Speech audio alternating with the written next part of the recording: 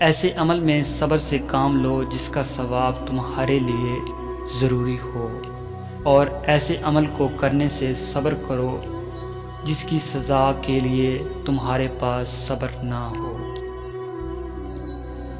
मुसीबत का सवाब इस पर सब्र करने की मिक़दार जितना होता है, उसने सब्र तमाम कामों में मददगार होता है। अल्लाह इस आदमी पर रहम करे जिसने सब्र को अपनी ज़िंदगी की सवारी और तक़वे को अपनी वफ़ात का मददगार बना लिया। तवील सब्र नेक लोगों का शिवा है। तुम्हारे लिए सब्र लाजिम है, क्यों न कि ये मजबूत किला है और साहिबान यकीन की इबादत है।